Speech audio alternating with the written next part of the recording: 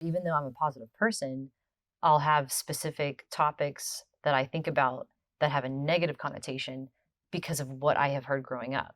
And so it's a whole, you talk about how you have to really go deep. Like, I mean, and you and your wife have done a lot of work. Do you guys, I'm sure it's not perfect all the time, but when you guys get frustrated or something silly and you're upset or she's upset, do you, I'm assuming you use the same tactics with with her and vice versa that you would teach to other people. Well, of course, but Yeah. we're not. See, I But you're don't. already transcended above that. So you guys, Yeah, so do you ever fight or argue? Like, do no, you? Wow. Um, we couldn't. We wouldn't be able to keep a straight face. wow.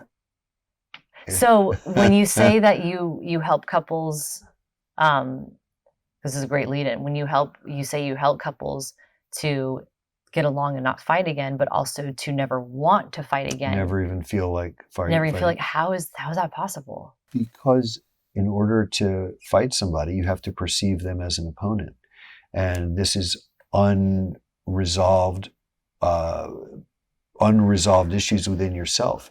So you're basically healing the past by loving in the present. Love is the healer. You're healing all of your unresolved stuff. You're healing her unresolved stuff. Right. This is the shift from codependent to interdependent, which people in my business talk about a lot. Codependent is when you are reinforcing each other's, you're carrying the weight for each other. You're kind of holding a certain pattern where you're reinforcing Bad habits. bad emotional I've habits been and there. unhealthy Yeah. unhealthy needs. Yep. Interdependent is when you're helping each other become whole. Yep. And whole within yourself. Mm-hmm. And if there is a dynamic where you're still doing that for each other, Mm-hmm. then you heal that, you recognize that, Yeah. and you heal it together. That's really any important. any way that I would never, if I'm perceiving my wife as an opponent, then I recognize that there's something unresolved inside of me. Mm-hmm. I'm asking her to do something for emotionally for me that I'm responsible for. Right. Because otherwise, because I'm this is what I hear from couples all the time. They don't assume good intent, right? Like why they come at it, men and women. They say they assume that I'm doing something that I'm that I don't have a good intention when I do.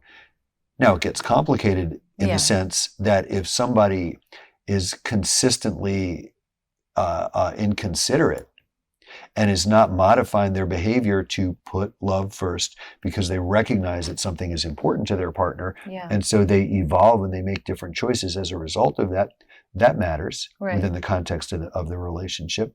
But even if that's the case, you both are you rewire. Yeah. So every challenge becomes an opportunity to love more deeply. Right. Every challenge becomes an opportunity to heal something, to resolve something. And wow, no one's ever put it in that perspective where every fight or everything that you get through and communicate is a chance for self-healing. Every challenge that you face is an opportunity to come closer together than ever before. Because as you work through it, you set a template for working through it together. Right. And that becomes what you expect of each other.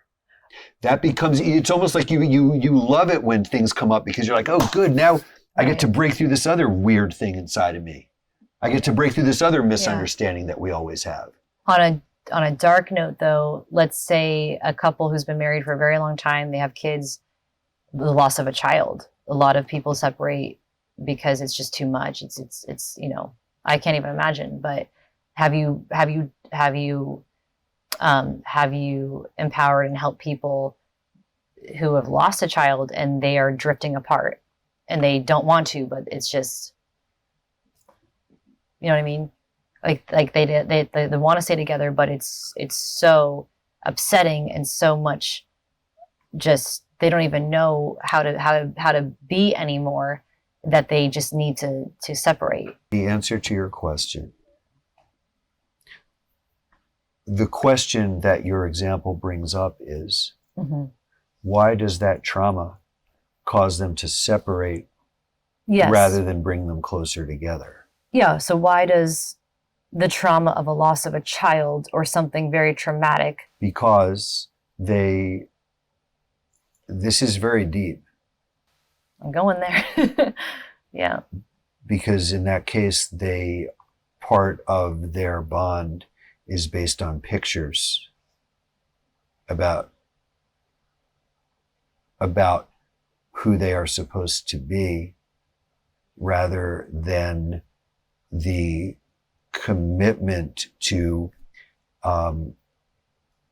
deepen the love, even with that excruciating pain. Right. You know, that you're two beings. I mean, this life journey is sometimes unbearable Yeah. in its trauma and pain. And you have found the right person when all the pain you're experiencing just brings you closer together as two souls who recognize the truth of what I just said. Yeah. That this is this is always going to be love. That the pain, because we're committing to that, because we are intentionally saying, I want to make love. And I use that expression, make love, a lot, and I never mean sex when I say it. Yeah. I'm talking about creating a loving Right. environment. On that note, and this was a question that I had forgotten to ask, that now it came back to me. When you say you set the intention to make love, to always come from a loving position and finding the love, which I love. Oh my gosh, hold on. I don't want to lose the train of thought.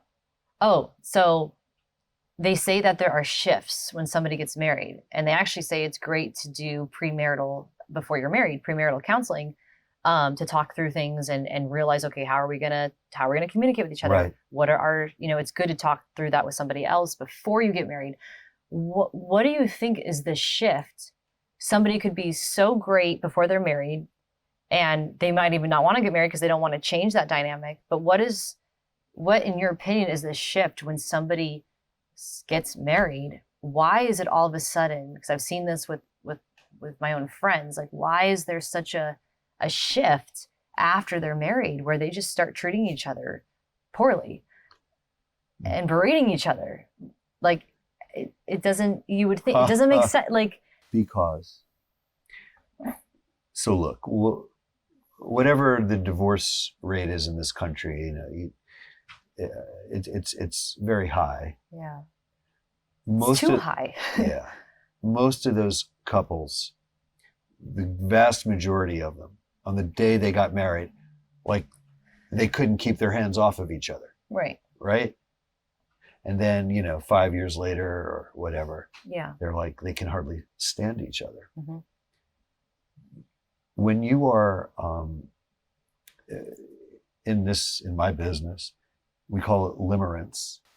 It's like it's that initial high it's that cocktail of hormones and, Right. and novelty and attraction and all this kinds of stuff. I'm not thinking straight. Yeah. Yeah, but that is a high. It has a shelf life.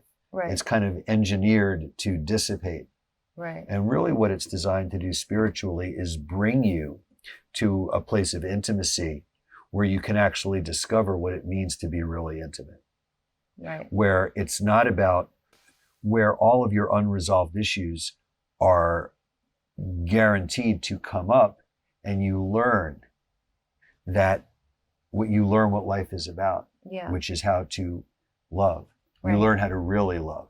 Right. As these issues come up, you say, well, wait, how are we going to now transform this with love, deepen our love through this situation, instead of become frustrated or selfish, or learn that love is not external. Love is an internal orientation, and it is a conscious choice, but it's an expression of our authenticity. It's getting out of the way of this deepest need within ourselves, this Yeah. deepest reality, this deepest consciousness, this deepest level of consciousness within Right. ourselves, and surrendering everything that we thought we needed that's in the way of that.